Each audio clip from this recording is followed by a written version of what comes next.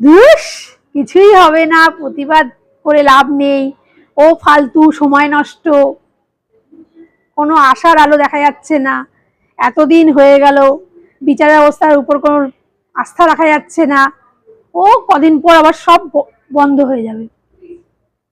এগুলো যারা ভাবছেন তাদেরকে বলছি, আপনাদের আর রাস্তায় বেরিয়ে উই ওয়ান্ট জাস্টিস করতে হবে না, আপনারা ঘরেই বসে থাকুন, কিছু হবে না কিছু হবে না বলে হাতে হাত রেখে চুপচাপ ওই সিরিয়াল দেখুন বসে বসে ঘরে। হবে, নিশ্চয়ই হবে, সবকিছুরই সময় লাগবে, ওই কিছু হবে না যে কি সেই এই বলে দোষীদেরকে আরো তোল্লাই দেবেন না। যখন হবে ধরবো, যখন ছাড়বো না, এরকম ব্যাপার হবেই। দুর্গাপুজোর আগে ঠিক তেমনি অসুর নিধন হবেই, মা দুর্গা বিচার ঠিক করবেই, ঠাকুরের প্রতি যদি আস্থা রাখেন হবেই। সবকিছুর উপরে উনি আছেন। আমরা যেমনি আমরা আমাদের প্রতিবাদ চালিয়ে যাচ্ছি, ঠাকুরও ঠিক তাদের বিচার করবেই। এর মধ্যে বলা প্রচন্ড পরিমাণে মানে আমরা যে দেখতে পাচ্ছি যে ছেলেদেরকে নিয়ে বলা হচ্ছে, ছেলেদেরকে বোঝান, ছেলেদেরকে মেয়েদের প্রতি সম্মান করতে শেখান, ঠিক কথা, সব ছেলে কিন্তু খারাপ না, সবার সঙ্গে সবাইকে মিলিয়ে দেবেন না।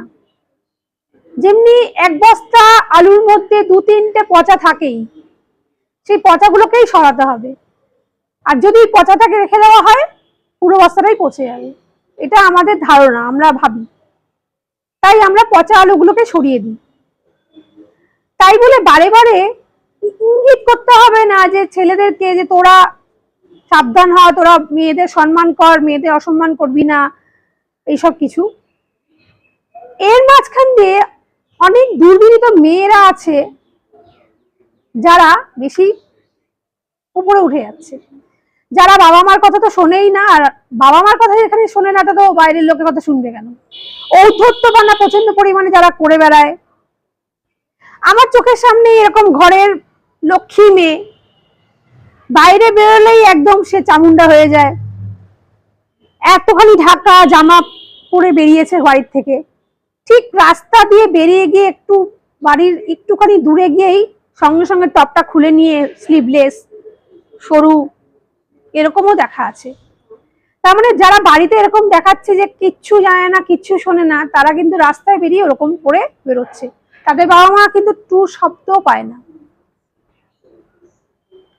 এমন এমন মেয়েরাও আছে ইনস্টাগ্রামে এমন এমন ড্রেস পরে নাচন কদন করে,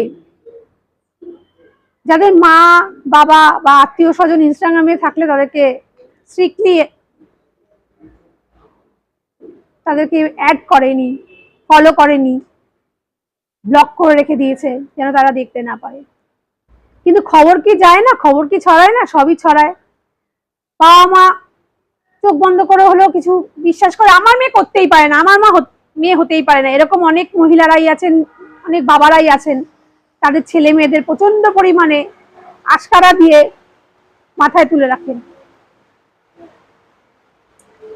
এই প্রতিবাদ যেমনি দরকার, প্রতিবাদ যে আমরা করছি, এই রকম প্রতিবাদও দরকার যে যারা বাড়িতে লক্ষ্মী সোনা হয়ে থাকে, বাড়ির বাইরে এমন লক্ষ্মী সোনার ছিঁড়ি, এমন জামা কাপড়ের ছিঁড়ি, তাদেরকে একটুখানি বোঝান যে প্রতিবাদটা দোষীকে শাস্তি দেওয়ার জন্য। ওই রাত বিরেতে কাজে মানুষ বেরোয়, কিন্তু যারা ঔদ্ধত্যপনা করে বেড়ায় তাদের আরো ঔদ্ধত্যপনা বেড়ে না যাক সেটা করার জন্য না।